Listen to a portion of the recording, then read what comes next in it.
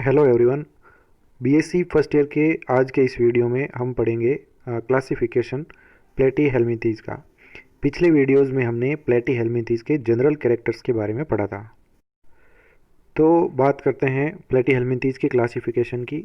The phylum प्लेटी हेल्मिंथीज includes about 20,000 species. तो लगभग 20,000 प्रजातियां जो है वो प्लेटी हेल्मिंथीज के अंतर्गत आती है। This phylum is classified into 3 classes. इस फाइलम को 3 वर्गों में विभाजित किया गया है। तो फाइलम प्लेटी हेल्मिंथीज को 3 वर्गों में विभाजित किया है, जिसमें पहला वर्ग है टर्बिलेरिया, दूसरा वर्ग आता है इसमें ट्रिमेटोडा और तीसरा वर्ग आता है सेस्टोडा। तो इनमें अब डिटेल से इनके बारे में हम पढ़ेंगे। तो सबसे पहले हम बात करते हैं क्लास फर्स्ट टर्बिलेरिया की। ये एक लैटिन वर्ड है टर्बेला, जिसका मतलब होता है स्ट्रिंग यानी डोरी। तो डोरी के समान या स्ट्रिंग के समान जो प्लेटी हेल्मिन्थ्स हैं वो सभी आते हैं टर्बिलेरिया के अंतर्गत। They are usually free living and some forms are also commensals और पैरासाइट्स। तो इसमें अधिकांश जो है वो यूजुअली फ्री लिविंग यानी स्वतंत्र जीवी होते हैं, और कुछ इसके जो प्रकार है वो सहजीवी प्रकार के भी होते हैं, यानी दूसरे एनिमल्स के साथ में सहजीवी होते हैं। और पैरासाइट्स या ये परजीवी प्रकार के होते हैं, यानी दूसरे एनिमल्स के ऊपर या उसके अंदर रहते हैं। टेरेस्ट्रियल, मेराइन और फ्रेश वाटर एनिमल्स ये स्थलीय हो सकते हैं, समुद्री हो सकते हैं या स्वच्छ जलीय हो सकते हैं। तो तीनों में से किसी भी प्रकार के आवास में ये उपस्थित हो सकते हैं। Commonly called as planarians. तो टर्बिलेरिया के अंतर्गत आने वाले जितने भी एनिमल्स हैं उनको सामान्य रूप से प्लेनेरियंस कहा जाता है। The body of these animals is unsegmented, यानी इन जंतुओं का जो शरीर होता है वो अनसेगमेंटेड यानी अविभाजित होता है। तो इनका शरीर खंडों में विभाजित नहीं होता है। And covered by ciliated epidermis. तो इनके शरीर के ऊपर एक पक्षमाभी अधिचर्म पाई जाती है, यानी उनके ऊपर पक्षमाभ या सीलिया प्रेजेंट रहते हैं इनकी बॉडी के ऊपर। Epidermal glands cells secrete rod shape structure called rhabdoids. तो इनमें जो एपिडर्मल ग्लैंड्स या अधिचर्मी ग्रंथियां जो होती है ये सीक्रेट करती है एक छड़ आकार की संरचनाएं, जिसे कहते हैं रेब्डॉइड्स। तो रेब्डॉइड्स इनके अंदर सीक्रेट होती है और इनके एपिडर्मल ग्लैंड्स के द्वारा ये बनती है। When these structures are released to the surface of epidermis, they form mucus। तो जब ये संरचनाएं एपिडर्मिस की सतह के ऊपर रिलीज की जाती है या स्वतंत्र कर दी जाती है, तो ये रेब्डॉइड्स जो है ये श्लेष्मा का निर्माण करती है। तो रेब्डॉइड्स का जो कार्य है वो म्यूकस फॉर्मेशन का हो जाता है, यानी श्लेष्मा निर्माण का होता है। अगला कैरेक्टर आता है इसका adhesive glands help in temporary adhesion to the substratum. इसका मतलब है कि जो आसंजक ग्रंथियां यानी चिपकने वाली जो ग्रंथियां होती है ये एक टेम्परेरी एडेजन या अस्थायी चिपकने का कार्य जो है करने में सहायता करती है। और ये जो है चिपकते हैं किसी सबस्ट्रेटम से यानी आधार से। तो आधार से चिपकने के लिए अस्थायी रूप से ये एडेजिव ग्लैंड्स जो है वो सहायता करती है। माउथ इज वेंट्रल, यानी इनमें मुख जो है वो अधर सतह पर होता है, यानी अधरीय मुख होता है। एंड द फेरिंग्स इज प्रोस्ट्रूसिबल, यानी बहिप्रसारी। और इनमें जो फेरिंग्स या ग्रसनी जो होती है वो प्रोस्ट्रूसिबल होती है, यानी बहिप्रसारी, यानी ग्रसनी मुख से बाहर निकल सकती है, यानी बाहर की ओर आ जाती है इनमें, इसलिए इन्हें कहते हैं प्रोस्ट्रूसिबल या बहिप्रसारी। The branched gut facilitates the transport of nutrients to all parts of the body. इनके अंदर जो शाखित गट होती है यानी शाखित आंत्र जो होती है ये न्यूट्रिएंट्स या पोषक पदार्थों का ट्रांसपोर्ट या परिवहन जो है वो शरीर के सभी भागों में करती है। तो इसमें ब्रांच्ड गट यानी शाखित आंत्र जो है ये कार्य करती है। So gut performs the functions as a gastrovascular system. तो इनमें जो आंत्र है यानी जो शाखित आंत्र है ये इनके अंदर एक जठरवाही तंत्र का भी कार्य करती है, यानी इनके अंदर सभी पोषक पदार्थों का जो वितरण है या उनका परिवहन जो है वो इस गैस्ट्रोवेस्कुलर सिस्टम के द्वारा किया जाता है। अगला कैरेक्टर है planarians have remarkable ability of regeneration. तो प्लेनेरियंस में रीजनरेशन या पुनरुद्भवन की जो क्षमता है वो बहुत ही अधिक पाई जाती है। तो ये जो प्लेनेरिया है इसको यदि इस प्रकार से अनेक भागों में काट दिया जाए तो प्रत्येक भाग से एक नए जीव का निर्माण हो सकता है। तो इसका मतलब है इनमें रीजनरेशन की पावर बहुत अधिक होती है। मोस्टली हर्मेफ्रोडाइट, यानी ये अधिकांश उभयलिंगी होते हैं। सम रिप्रोड्यूस एसेक्सुअली, लेकिन इनमें से कुछ जो है वो अलैंगिक रूप से जनन करने में सक्षम होते हैं। डेवलपमेंट इज डायरेक्ट और इनडायरेक्ट। डेवलपमेंट या परिवर्तन जो है इनमें प्रत्यक्ष हो सकता है यानी बिना लार्वा अवस्था के, या इसमें इनडायरेक्ट हो सकता है यानी कि इनमें लार्वा अवस्था भी हो सकती है। अब इसके जो उदाहरण हैं वो है कॉन्वुलेटा, और सबसे मोस्ट पॉपुलर जो उदाहरण है इसका ये है डुजेसिया, या इसे कहते हैं प्लेनेरिया। अब आती है क्लास सेकंड, दूसरी इसमें क्लास है ट्रीमेटोडा। ये एक ग्रीक वर्ड है। ट्रीमा का मतलब होता है होल, आइडियोस का मतलब होता है फॉर्म, यानी कि इनके बॉडी के अंदर एक होल उपस्थित होता है या छिद्र उपस्थित होता है, इसलिए इनका नाम ट्रीमेटोडा है।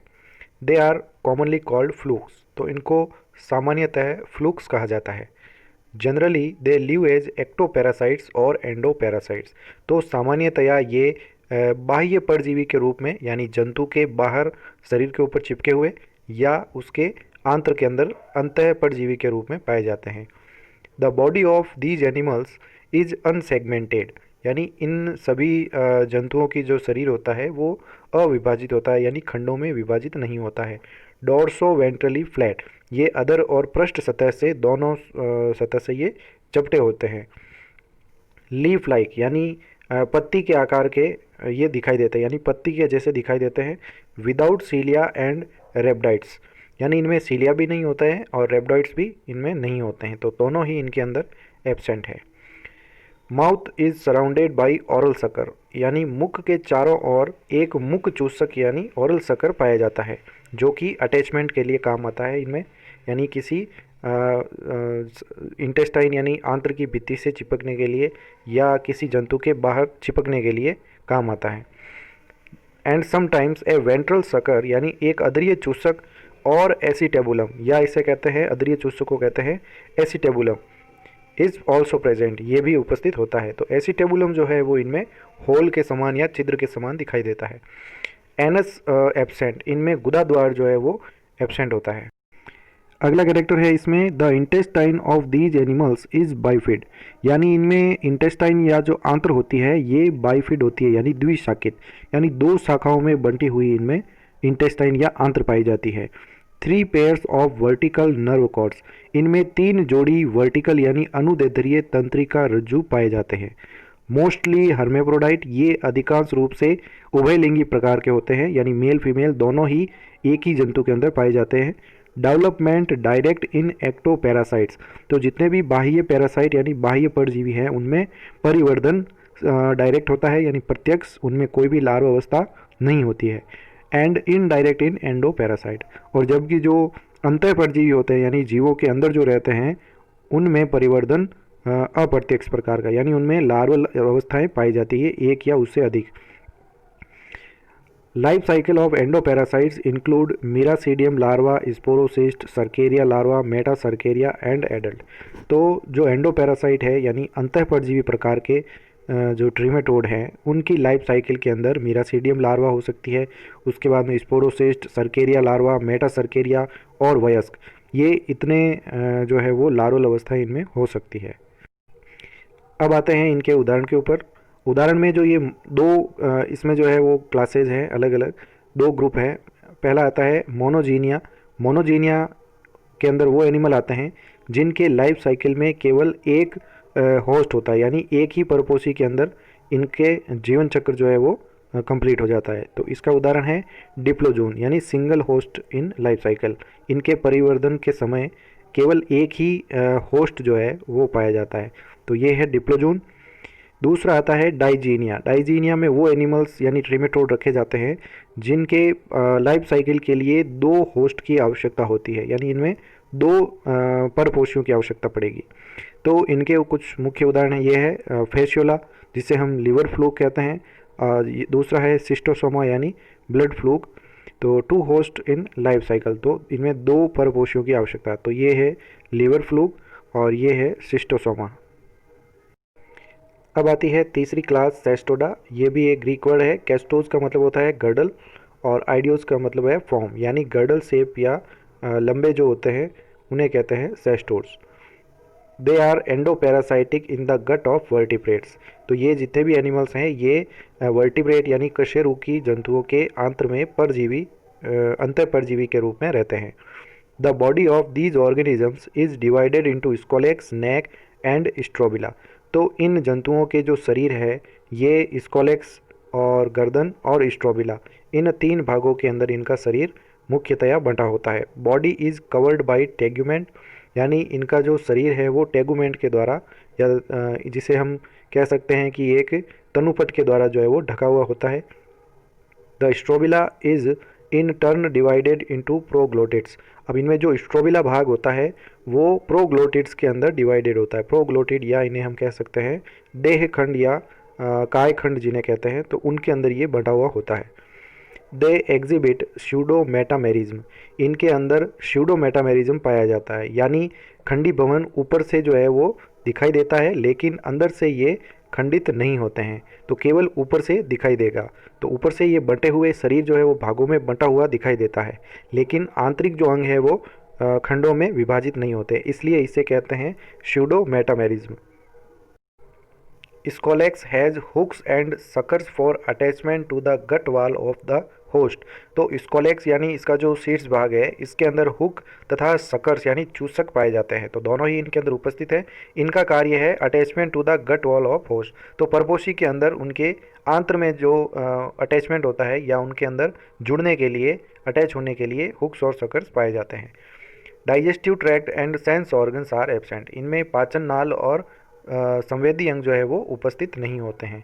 Every mature proglottid is hermaphrodite. तो इनमें जो मैच्योर प्रोग्लोटिड होता है यानी जो परिपक्व का देह खंड होता है वो हर्मेफ्रोडाइट होता है, यानी कि उनमें मेल और फीमेल गोनेट्स दोनों पाए जाते हैं। तो टेस्टिज और ओवेरी दोनों होते हैं इनमें। The life cycle includes zygote, oncosphere larva with hooks, extra intestinal juvenile and intestinal adult. तो इनकी लाइफ साइकिल के अंदर फर्टिलाइजेशन के बाद बनता है जाइगोट यानी भ्रूण बनता है, उसके बाद लार्वल स्टेज आती है जिसे कहते हैं ओंकोस्फीयर लार्वा जिसके अंदर हुक पाए जाते हैं। एक्स्ट्रा इंटेस्टाइनल जुवेनाइल यानी इंटेस्टाइन के बाहर जुवेनाइल फेज में होता है शिशु अवस्था में, और इंटेस्टाइन के अंदर जब ये जाते हैं तो ये एडल्ट स्टेज के अंदर कन्वर्ट। अब बात करते हैं सेस्टोडा के कुछ एग्जांपल्स की। ये है एग्जांपल इसमें टीनिया, दूसरा है डाइफाइलिडियम और तीसरा है हाइमेनोलेपिस। तो टीनिया इस प्रकार से ये दिखाई देता है और डाइफाइलिडियम इस प्रकार से, और हाइमेनोलेपिस का भी स्ट्रक्चर इसी प्रकार से दिखाई देता है। तो इसका मतलब है कि ये सभी जो है वो रिबन लाइक दिखाई देते हैं, रिबन के समान या गर्डल लाइक दिखाई देते हैं। Thank you so much. अगले वीडियो में हम फाइलम एस्केहेलमिन्स और उसके जनरल कैरेक्टर व क्लासिफिकेशन के बारे में पढ़ेंगे।